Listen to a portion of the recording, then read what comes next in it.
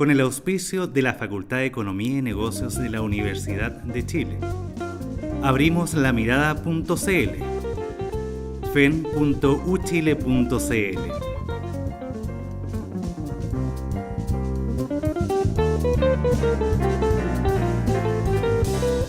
Presenta La Mesa.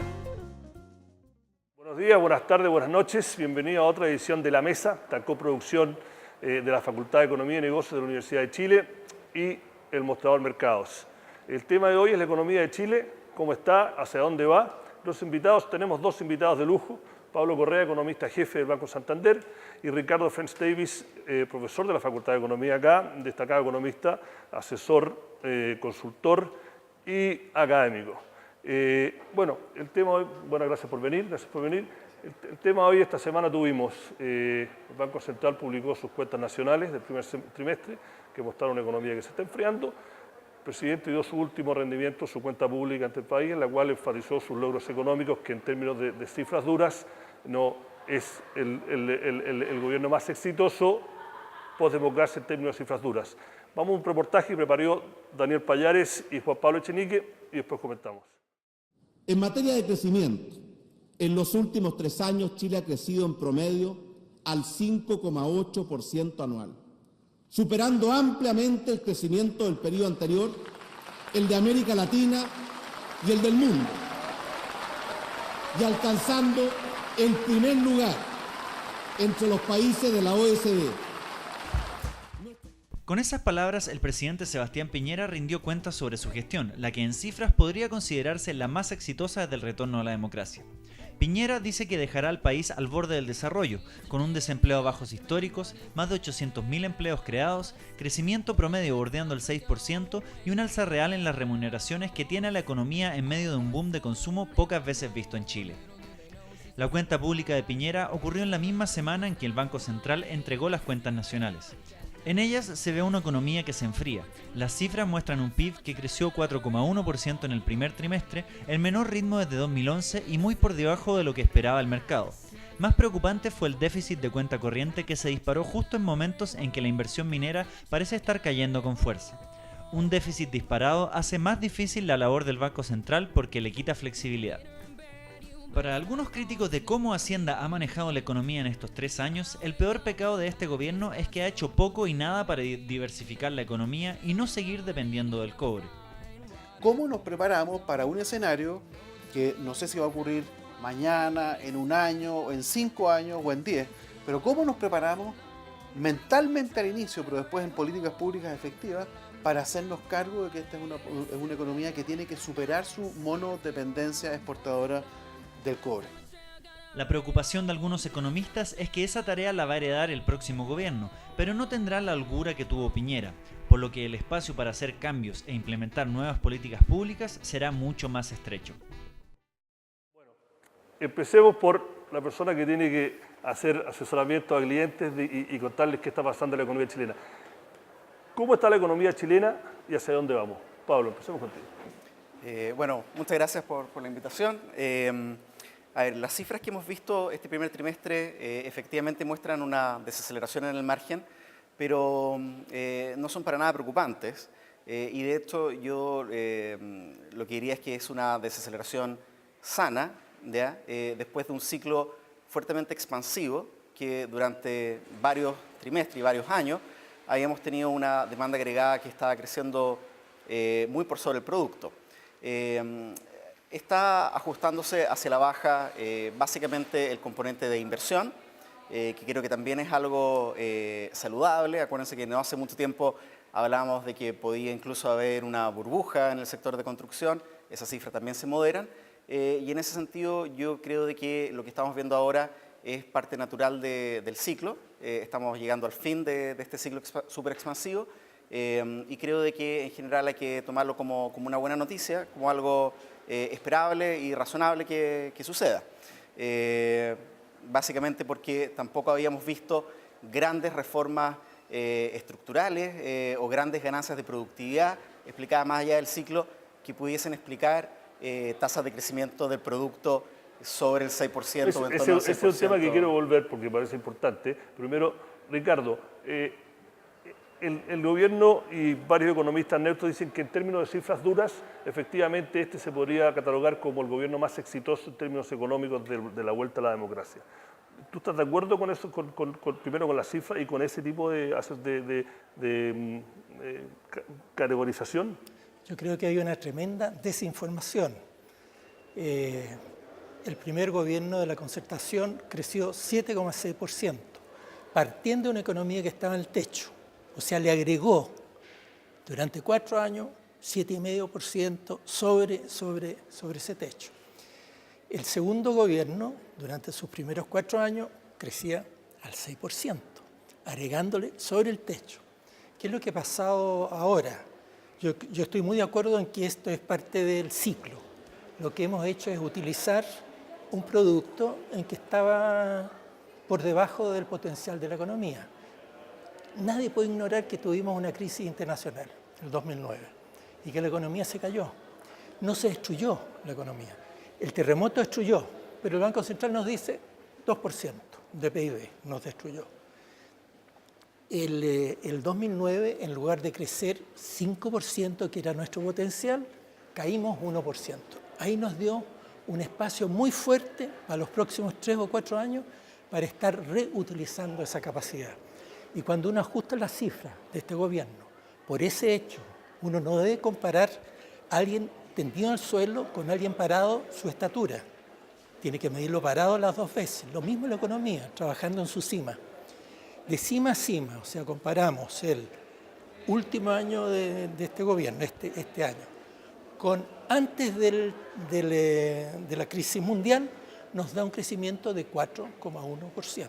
4,1 es menos que 7,6. Yo creo que no hay dónde perderse. Muy meritorio habernos recuperado, positivo, porque lo que debe hacer la macroeconomía es siempre usar lo que tú tienes. No tener trabajo y capital parado, porque entonces desalientan los inversionistas y te invierten menos después, y eso siempre sabemos que sucede. Ahora la inversión se estuvo recuperando, esto bastante significativamente en el 10, 11 y 12, después de la caída del 2009.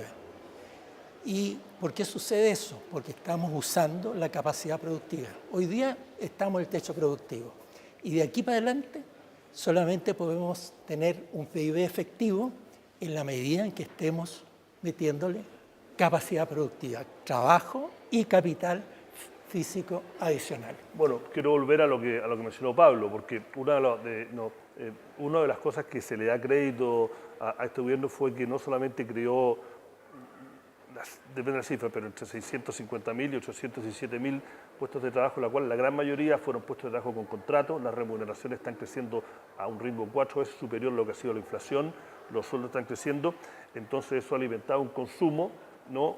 Y junto a lo que hablamos de la inversión minera, que fue lo que fue muy fuerte, y construcción que ahora está dando, ¿no? Pero más allá de eso, ¿no? ¿Qué es lo que ha sido el factor fundamental? ¿O hay alguna medida que se tomó que se le puede dar crédito por estos 4 años, o fue solamente, como dijo Pablo, no resultado del ciclo que venía con un envión después de la crisis? Pablo. No, yo creo de que efectivamente no ha habido ganancias de productividad más allá de las propias que se producen en el ciclo. Hay evidencia que en algunos sectores, como por ejemplo algunos sectores vinculados a la agricultura, se han mecanizado y esas son ganancias de una sola vez en productividades medias, pero no marginales.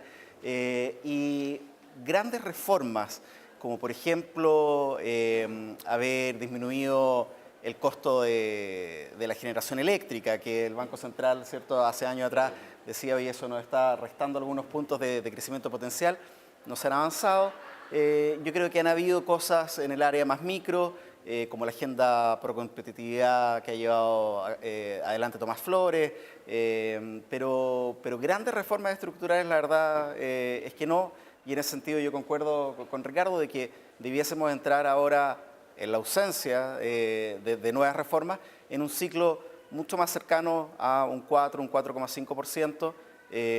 Estamos viendo ya que, por ejemplo, la tasa de generación de empleo está en torno a un 1,5%, la fuerza de trabajo tampoco tiene mucho espacio por donde crecer, entonces tenemos que preocuparnos de de reinventar, por decirlo de una forma, nuestra economía si queremos mantener las tasas en torno al 6% por los próximos años. ¿Cuál es la tasa de crecimiento del potencial actualmente en la economía chilena? ¿En torno al 5, 5,5 o más cerca del 5,5 a 6? Bueno, esta es una variable, ¿cierto? Los países no tienen una tasa fija, sino que depende de lo que hagan. Y lo que sale del Ministerio de Hacienda por el Comité de PIB Tendencial, que dice en los últimos 2 años, 5%, alrededor del 5%, una decimita más, una decimita menos, que era lo mismo que decía para el 2008.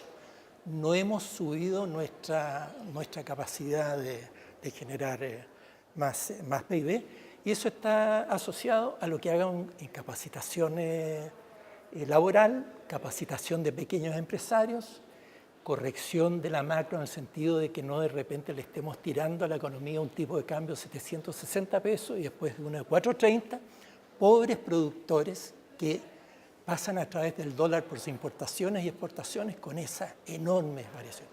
Eso desalienta la productividad, desalienta la innovación, estimula la especulación. Los que compran barato van a vender caro. Ahora, el empleo indudablemente, porque hay alguna gente que dice, no, nada. Hay un cambio importante, pero que es por la coyuntura. O sea, la gente está cotizando más, es cuestión de mirar los que cotizan la AFP. Están cotizando más. Estamos ahí en 60 y tantos % de cotizantes al día, mes a mes. Sus empresas hacen las cotizaciones a los trabajadores ahí puntualmente. Eso es positivo. Pueden ser malos los salarios, pero antes esa gente no está con un salario y con cotizaciones. Es un avance, pero no es un cambio de la estructura de la economía. Estamos reutilizando a los trabajadores que se desocuparon en el 2009, porque en todo el mundo creció el desempleo, se desocuparon, ocupando eso, y los que van adicionándose a la fuerza de trabajo, los que cumplen edad, y algo muy necesario continuarlo para adelante, la participación de la mujer. Las mujeres se van incorporando, pero todavía estamos atrasito de las economías desarrolladas y mucho más atrás de varias de las economías en desarrollo en términos de la participación femenina. Y eso requiere cambios estructurales en la economía. Bueno, hablando de los cambios estructurales, una de las cosas que toca el reportaje de Pablo es que es una de las críticas que este boom del cobre, que fue uno de las locomotoras del crecimiento en los últimos 4 o 5 años, no se ha aprovechado para hacer algún tipo de reformas estructurales para cambiar los balances de la economía. ¿Cómo se llama? El mal holandés, creo que la traducción que se le hace al español. ¿Qué tipo de reformas? Porque obviamente este ya es un año electoral, le queda poco tiempo y va a venir un nuevo gobierno, ya sea de la Alianza o de la Concertación. ¿Qué tipo de reformas estructurales necesita la economía chilena para no depender tanto del cobre? A ver, mira, yo creo de que se tiende a exacerbar un poco la contribución de la gran minería del cobre sobre el crecimiento económico. Pero más allá de eso, respondiendo a tu pregunta, yo creo de que nosotros tenemos básicamente 2 reformas importantes y que va a ser un desafío para ciclos políticos de tan baja duración como es 4 años, claro. Poder enfrentarlo. El primero es más o menos obvio y llevamos ahora estos años hablando de eso, que tiene que ver con cómo aumentamos la productividad del factor trabajo, todo lo vinculado a educación, y yo aplaudo en ese sentido de que se haya, por ejemplo, incorporado un año más y que la educación preescolar sea ahora o vaya a ser obligatoria. Pero el segundo ámbito, que es un ámbito que tal vez se habla menos, es la reforma del Estado. Acá hemos tendido a pensar de que muchos de los problemas se van a solucionar simplemente con un incremento del gasto y que lo que tenemos que hacer es una reforma tributaria que financie ese incremento en el gasto, pero tenemos un Estado que es relativamente obsoleto, un Estado que tiene una carrera funcionaria que no es de los mejores, de que recibió una serie de restricciones cuando se recuperó la democracia. Recordemos Recordemos que una de las últimas leyes que se firmaron en dictadura fue el congelamiento de la planta. Y el Estado necesita reformarse de forma importante en lo que es, como te digo, la carrera funcionaria, carrera administrativa. Hay áreas donde el Estado es demasiado débil y donde debiese tener mayor músculo. Por ejemplo, ahora hemos visto como una demanda ciudadana importante de que aumente la regulación en lo que es defensa de los consumidores en servicios de adhesión masiva. Era un área en que el Estado hace no muchos años atrás estaba relativamente ausente. En competencia, pero competencia de verdad. O sea, ahí también. O temas como estratégicos que tienen connotación, ¿cierto?, como de bienes estratégicos nacionales, bienes públicos como de energía. El Estado tiene que también, creo yo, tener un rol un poco más activo. Y no pasa simplemente por incrementar el gasto. Y la discusión, creo, de que hay que reenfocarla en el tipo de Estado y tener un mejor Estado más que simplemente un Estado que gaste más. Con ese tema, Ricardo, la economía chilena como está ahora, ¿puede hacer una reforma tributaria que signifique aumentar el 3% del PIB, entre el 2,5% y el 3%, depende qué propuesta uno lea? ¿Está la economía chilena en condiciones, como economía de crecimiento medio alto, se la puede? Plenamente estamos atrasados respecto a países que han pasado por ese estado en años anteriores. Yo estoy muy de acuerdo con todo lo que dijo Pablo. Sí, es grato, porque así se facilita la construcción. Exacto. Uno no queda empatado, trancado.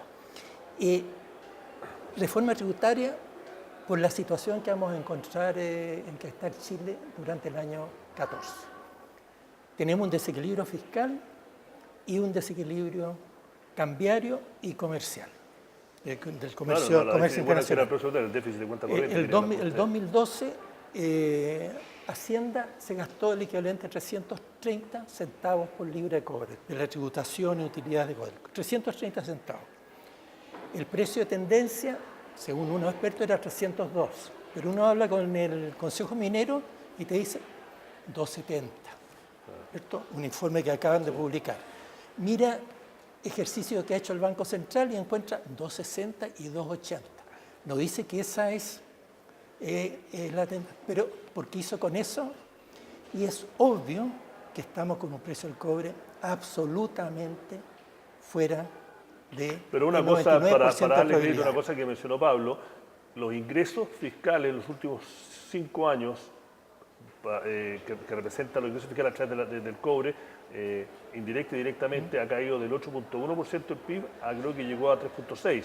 Entonces, ha crecido la torta, pero el porcentaje de la torta que está echando al fisco por parte del cobre ha disminuido, que lo dice siempre el gobierno. Pero el 2012 fueron cifras más grandes, no es 3%. Por ahí, pero es casi la mitad, de 8,1%. Del PIB. Del PIB, claro, del porcentaje del PIB. Porque el gasto es como 18-20%. Sí, no, es decir, como porcentaje del PIB. Creció la torta. 4 puntos de 20 son 20%. Sí, mucho más claro.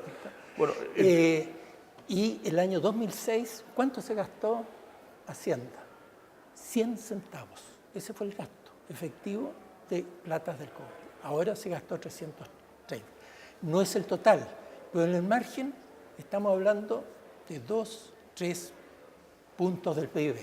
Necesitamos una reforma tributaria que los primeros 2 o 3 puntos de recaudación sea para financiar los gastos que ya está haciendo el Estado chileno. No alcanza la plata. Lo que ya se ha comprometido. Lo que ya salió el 2012 y se está comprometiendo el 13, se comprometen algunos cientos de millones adicionales con los anuncios de ahora, del 21. Y para los nuevos necesitamos ingresos extras. Pablo, te quiero hacer una pregunta que toca también. Estos desequilibrios macro que están advirtiendo. En el primer trimestre, el déficit de cuenta corriente, a pesar de que fue un poco menor de lo que se anticipaba, fue de 1.700 millones de dólares. Es el déficit de cuenta corriente más amplio en casi 17 años para un primer trimestre. El gobierno dice que la mayoría de eso se financió con inversión, por lo cual no es un gran problema. La inversión está cayendo, como lo vimos, sobre todo la inversión minera. Para ti, como jefe de estudio de un banco que tiene clientes regionales importantes, ¿tú lo ves como un problema para lo que se viene? No, para nada. Y de hecho, tú si miras las cifras de déficit de cuenta corriente de los 2 trimestres anteriores, llegó a ser casi de 5.000 millones. El tercer trimestre del año pasado y cerca de 2.800 el cuarto trimestre y ahora 1.000 y fracción. O sea, efectivamente va disminuyendo y va disminuyendo de la mano de menores importaciones de bienes de capital, de menor inversión. Hubo un montón de eventos que fueron de una sola vez. Por ejemplo, el tercer trimestre del año pasado, y eso te pega en la balanza comercial y en la cuenta corriente, Chile gastó 3.000 millones de dólares en renovar parte de su flota. Y eso explica parte de esos 5.000 y fracción del tercer trimestre, pero como te digo, fue un one-off y después empieza a disminuir. Si tú miras la composición después del ahorro, efectivamente el ahorro público hoy día es bastante menor de lo que solía ser, pero el ahorro de las familias, considerando el ahorro no previsional, incluso ha aumentado. Entonces, ¿quién está desahorrando? Efectivamente, el mundo corporativo que está invirtiendo, y parte importante de esa inversión se está financiando con la misma reinversión de utilidades de empresas mineras, en particular extranjeras, que están reinvirtiendo en Chile. Y en ese sentido, si bien hay que estar muy atento con lo que pasa sobre todo con el ahorro público y privado, familias, yo no creo que hayamos incubado un riesgo importante, y yo creo de que en los próximos trimestres vamos a ver una reversión en la tendencia del déficit. Sí. Ricardo, aquí tenemos diferencias. Eso le voy a preguntar, porque Vamos yo a le digo terminar algunas con cosas que usted ha dicho. En parte de lo que dice Pablo, no en todo, en este tema. O sea, a mí me parece que un déficit el déficit del año pasado fue con 361 centavos. En el primer trimestre estuvimos en un precio parecido 301 creo que fue, 300, bueno. 361. 361. Un precio muy alto. O sea, uno le quita 80 centavos y te lo agranda muy fuerte. Concuerdo en que es muy importante lo de la inversión extranjera directa. O sea, hay una parte de la inversión en Chile. Pero eso fue casi toda minera, y las mineras están echando sus poco para atrás. Claro. Entonces, ahí hay ciclos de esto. De repente un chorro, entonces no hay que adecuar la economía a ese chorro, sino que a la tendencia. Esa es la importancia de las políticas contracíclicas. Tú miras más allá de los 4 años de cada gobierno, que son tan cortitos. Y ver qué está pasando, qué parte de la inversión extranjera directa. Hay una parte que son adquisiciones fuertes, alguna otra parte que son inversiones para acá que salen para allá, que pasa, ¿cierto? En la medida que tú te transformas en un centro. Y después, ¿qué pasa en la otra cara de la economía? Y es cierto que el ahorro está en niveles respetables, el ahorro total nacional, que incluye las platas del cobre, incluye las platas 361 centavos. ¿Y qué está pasando con el consumo? El último trimestre, Igual disparado. de nuevo, crece 3 puntos más que el PIB. O sea, todavía no se está frenando. Estas cosas en algún momento se frenan, a la buena o a la mala. El ideal es frenarlas a la buena. Pero cuando se frenan, empiezan a crecer más lentamente desde un nivel muy alto. Tanto las cuentas fiscales se han frenado, pero a un nivel altísimo, porque gastamos mucha plata para enfrentar la crisis del 2009.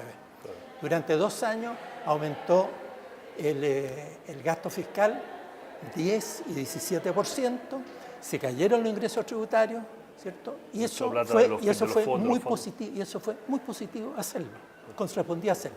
Cuando estás recesionado, tienes que meterle plata adicional. Ahora estamos inflados, hay que sacarle plata. Y el consumo total está creciendo muy fuerte, durable y no durable, y parte de eso es importado. Y las importaciones hay que frenarlas. ¿Y cómo se frenan? O con una recesión, o con tipo de cambio, moderación del gasto fiscal, reforma tributaria. Todas estas cosas son complejas, hay que hacerla por varios lados. Pablo, ¿qué es lo que te preocupa a ti, o qué es lo que no te deja dormir para el segundo semestre de la economía chilena?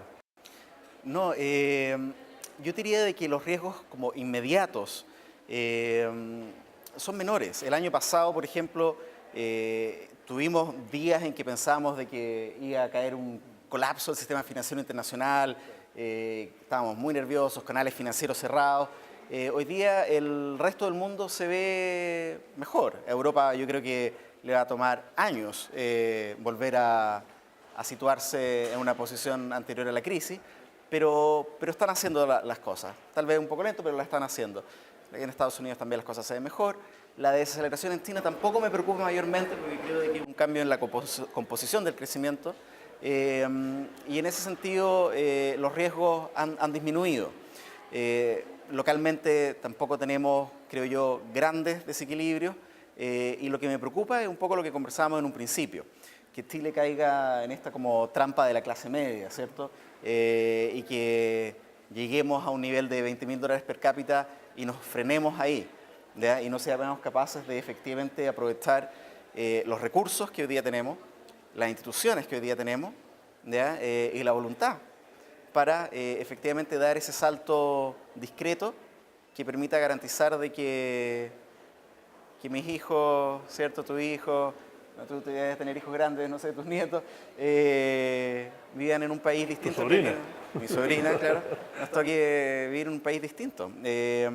Y como te digo, yo creo de que tenemos una oportunidad que sería imperdonable no tomarla. Voy a terminar con Ricardo porque él es un poco el dueño de casa. ¿Qué es lo que más le preocupa y lo que está más optimista acerca de la economía chilena para los próximos 6 meses?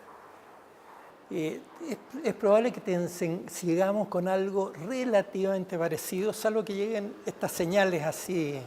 Yo concuerdo en que no se ven así señales alarmantes. Lo que puede haber es, con mini ajustes en China, un impacto muy fuerte sobre el precio del cobre, como lo observamos tan fuertemente, 50 centavos al final de 3.70, en algún momento hasta 308 centavos. Es ultra sensible y eso es una razón económica que se enseña en esta facultad, la elasticidad de demanda que es muy baja y entonces cambia una situación en un gran demandante y se inundan los mercados y el precio se ajusta. Las cantidades siguen llegando al mercado y el precio se ajusta. Eso es lo que más le preocupa. Y lo que está más optimista... Lo interesante es que tenemos un fondo de estabilización, pero los mercados no entienden mucho de esto. Mire, tenemos 20 y tantos mil millones en los dos fondos, ve el precio, ya sucedió, ¿cierto? Y el tipo de cambio empieza a subir al tiro. Entonces ahí la capacidad de la autoridad para dar las señales tranquilizadoras correctas. Pero mi preocupación es lo que viene después de los 6 meses. O sea, el balance fiscal financiado con plata del cobre, cuenta corriente financiada demasiado con plata del cobre, mercado muy optimista que había tirado el tipo de cambio tan para abajo, los 388, los 488, los 470, y que no está consciente de esta información. El mercado es muy cortoplacista y por eso la autoridad tiene que ser largoplacista. Y por lo tanto que uno vaya adecuando esto y dejar de transmitirle a la gente que estamos en las puertas del desarrollo. Estamos al 62% de distancia del PIB per cápita de los Estados Unidos. Estamos 64. Estamos en 36 versus 64. Estamos abajito, nos falta 2/3 de camino para llegarnos allá. Por lo tanto, la mitad de ese camino, ahí nos estamos acercando a los coreanos, etc. Nos falta mucho. Tenemos que meterle mucho más inversión al año. La plata que han puesto, la plata en pesos corrientes, todos los inversionistas en Chile productivo fue el año pasado 24,10% del PIB. Tiene que ser 28, ¿no? Eso da para el 4,5% que decía Se dice que tiene que ser 28%. Tenemos que meterle, eso, claro, 28 o 29%. Y ahí un mensaje, yo creo, re importante, cuando uno mira la diferencia con Estados Unidos, con la Unión o el G7 o los europeos, que estamos un tercio de camino, una cosa de ese tipo, 40% con los europeos. ¿Dónde están las diferencias? No están en la Escondida, en Codelco, en la Forestal, etc. Ahí estamos en alta productividad, somos campeones del mundo y estamos un tercio de camino. ¿Dónde está la diferencia? En el resto de los chilenos. En las pymes, en los trabajadores de baja calificación, en los informales. Por lo tanto, la política tiene que ser brutalmente impulsora de mejorarle el ambiente a las pymes y la capacitación laboral, corregir de educación para los próximos 20 años. Eso es largo plazo. Estupendo lo de kinder, pero tenemos que meterle calidad. No haya kindercitos y kindersotes, ¿cierto? Re clave y es re fácil partir con la diferencia de calidad. Y corregir la macro. Y la macro es el tipo de cambio. Bueno, llegamos a su fin, una nueva edición de La Mesa, esta coproducción de la Facultad de Economía y Negocio y de la Universidad de Chile y el Mostrador Mercados. Muchas gracias, Pablo. Muchas gracias, don Ricardo. Gracias a ti. Y será hasta la Mucho próxima gusto, semana. Muchas gracias.